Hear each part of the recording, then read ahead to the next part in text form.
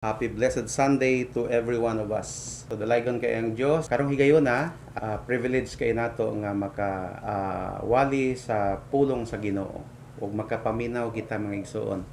Karong buntaga ang atong mensahe is pagpangalagad.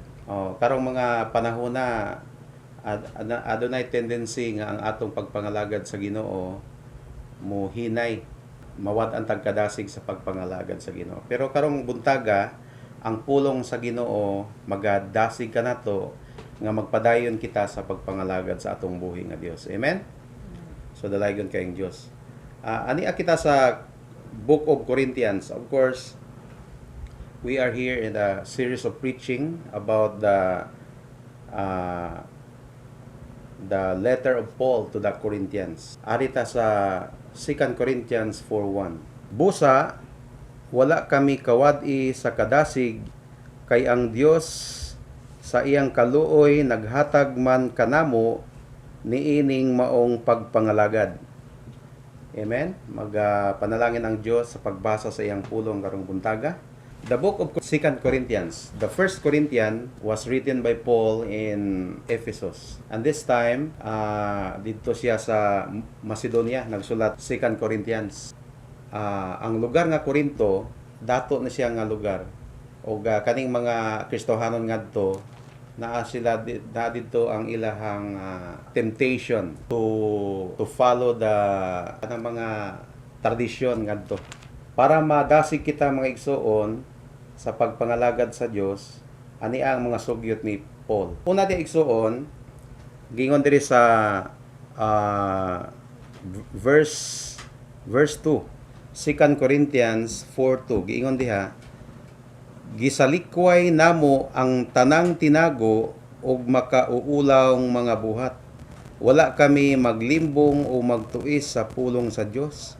Nagkinabuhi kami diha sa kahayag, sa kamatuoran at ubangan sa Dios ug among gipaningkamutan nga ang mga tawo walay ikasaway kanamo. Mao kini igsuon.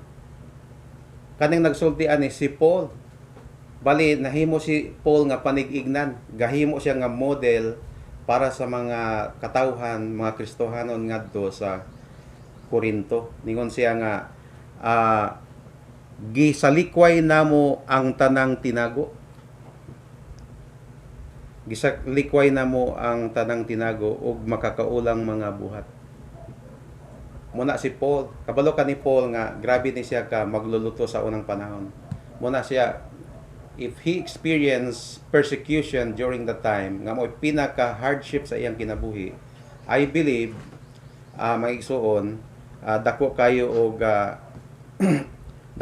og nahimo ang gibuhat ni Paul nga kanang pagsabot sa nahitabo sa iyang kinabuhi ngadto dito siya sa Macedonia, dito siya sa Ephesus. Ug mo kini ang gidasig sa mga katawhan ngadto,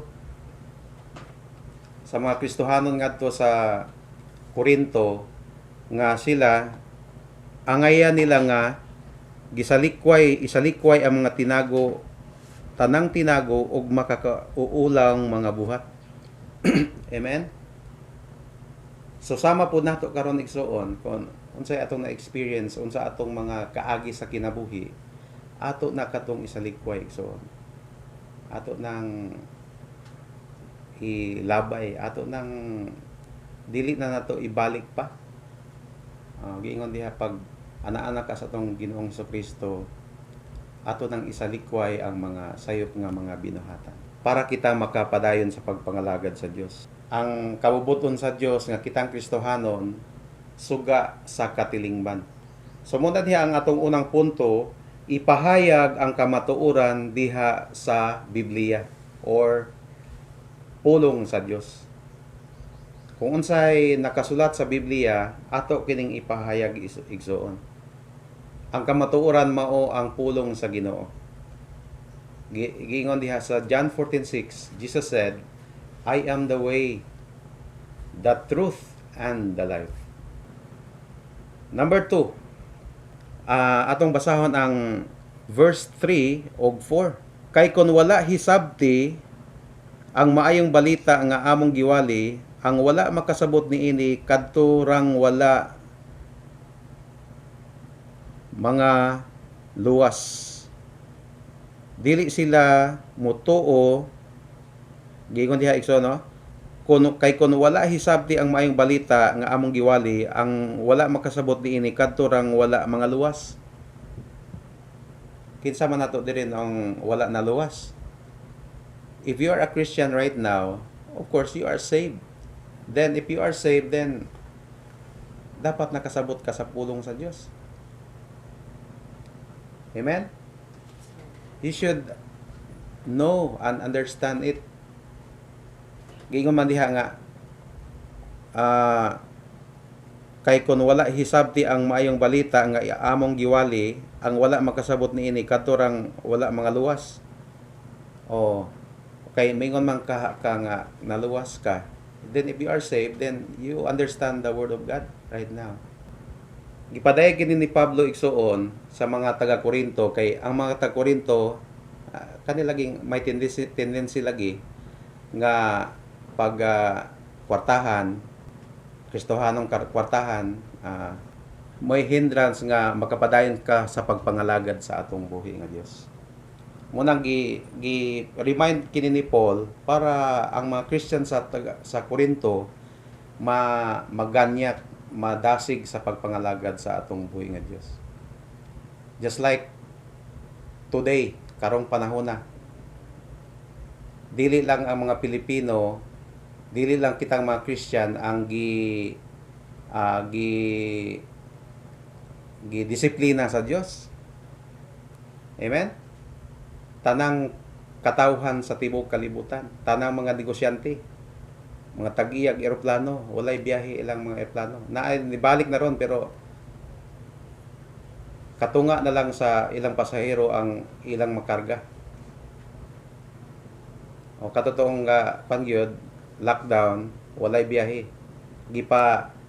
Gi-remind sa ila sa Dios nga ang tawo gayod bisag unsa imong sitwasyon, dato ka or pobre ka, angayan ka nga mga lagad sa atong buhi nga Dios.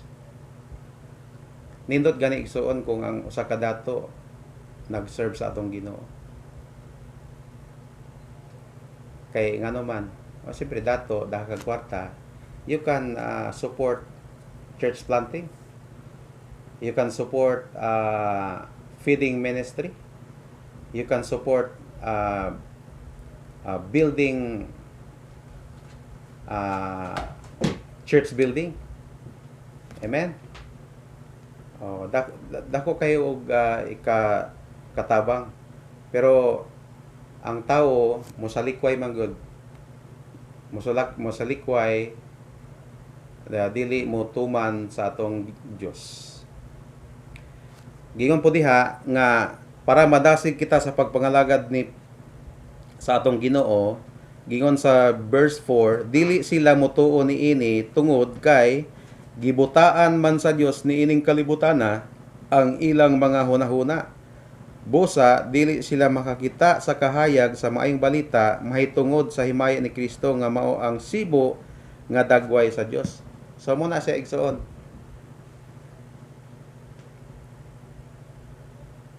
Niabot dito sa Korinto, pagka dahang dato diha, kanang lugar dato na siya nga lugar. Grabe ang mga negosyo diha, dahang mga adunahan. Siyempre, naapoy tayo kanipong mga Kristohanon ngadto sa Korinto nga gipahimangnoan ni Paul. Of course, naapoy mga dato ngadto. So, it is only a reminder by Paul during that time, and karong mga panahon na reminder pod kanato nga mga katawhan sa Dios. Ug dili lang reminder sa katawhan sa Dios, kundi sa mga wala pa niila sa atong Dios. Wala pa nakatugyan sa iyang kinabuhi ni Kristo. Gingon magod sa John 3:16 igsoon, for God so loved the world. Wala lang siya gahisgot og mga Pilipino or kita, kundi for God so loved the world that He gave His only begotten Son. World meaning ang mga katawhan sa tibuok kalibutan. Mao nga kung motuo ka sa atong Ginoong Hesukristo, makabaton kag kinabuhing walay katapusan. Ang wala motuo sa atong Ginoo dili sa makabaton sa kinabuhi. So, ang ikaduhang punto igsuon nga ipadayag ang pulong sa Dios sa imong kinabuhi. Ipadayag para makapadayon ka sa pagpangalagad sa atong Ginoong Hesukristo. Ipadayag ang pulong sa Dios sa imong kinabuhi. Ipadayag. Walay perfect pero pwede nimo by the grace of God, pwede nimong ipahayag ang pulong sa Dios sa imong kinabuhi. Labi na diha sa imong katilingban. Mo na siya hindrance usahay, dili lang usahay.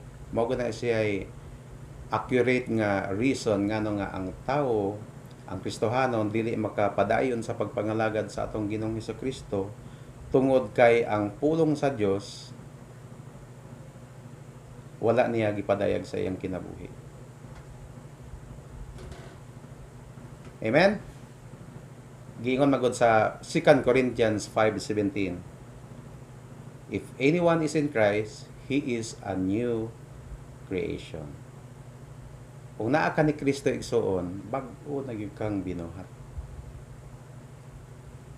Og ang angayan nga moduol diha sa atong Ginoong Hesukristo, ang tanang tao, ngano man, because for all have sinned and fall short of the glory of God. Tanan gyud ta nakasala. So, but pasabot, it means that all of us must surrender to Jesus Christ.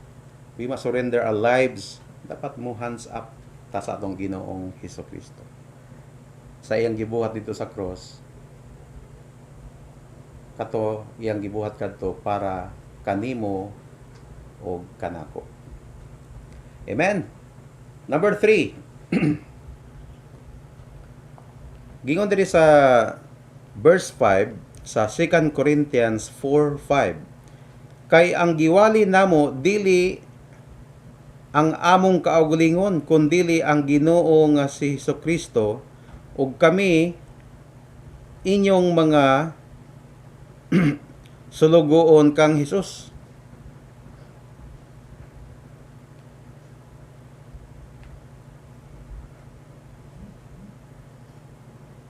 Sa tigingon igsoon, kay ang giwali namo dili ang among kaugalingon kundi ang Ginoong Hesukristo. Kita igsoon,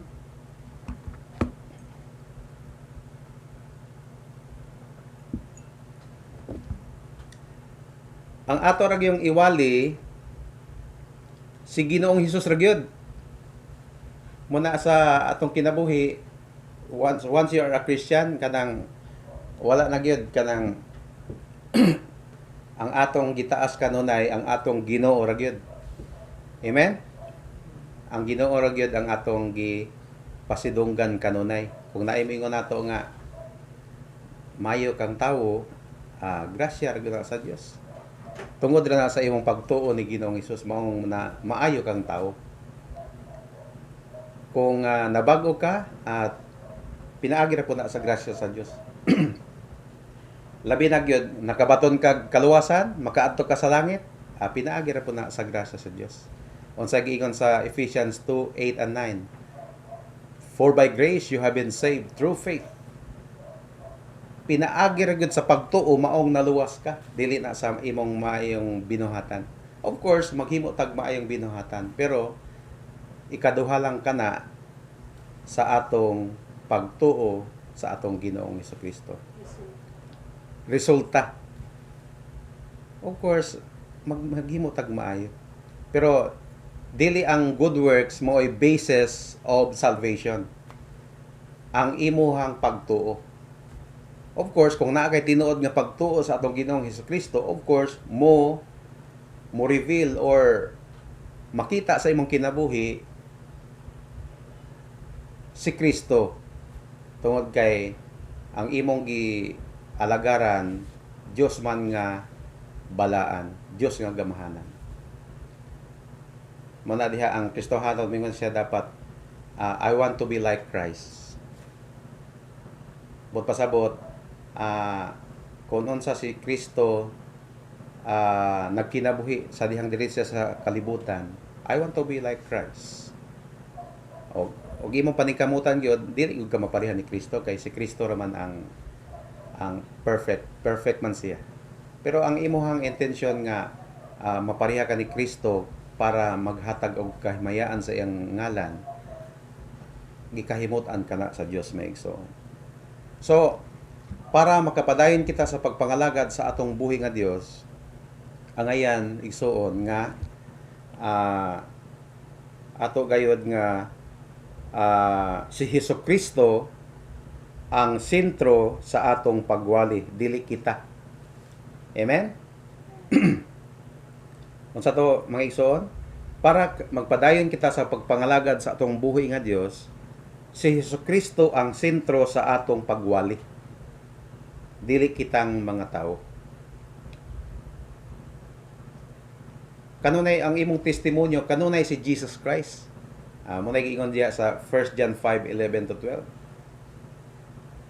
Si John the Beloved nagtestify. And this is the testimony. And this is the testimony that God has given us eternal life. And this life is in His Son. He who has the Son of God has life. He who does not have the Son of God does not have life. Mausab ka na igsuon ang atong i-testify nga sa mga katawhan sa tibuok kalibutan, ilabi na sa atong mga kaparintihan. Of course, walay usa nato diri nga wala ta naghunang-huna sa atong mga mahal sa kinabuhi. Mao nga importante gayud nga sa mga unang punto nga dapat makitaan sa atong kinabuhi si Kristo. Kay dapat kita mga Kristohanon mahimo kita nga asin og kahayag sa katilingban tungod kay daghan kayo mga katawhan sa kalibutan igsuon, labi na imong kaparintihan nga wala pay tukmang relasyon sa atong Ginoong Hesukristo. Bisan pag naagian og COVID, di paghihapon magpakabana sa iyang relasyon sa atong Dios. So, kitang mga Christian, mao kana ang ato ang misyon, mao na ato ang kabutonon nga sa atong pagpangalagad sa atong buhi nga Dios, magaganyak usab gini, makadani kitag mga katawhan nga moduol sa tiilan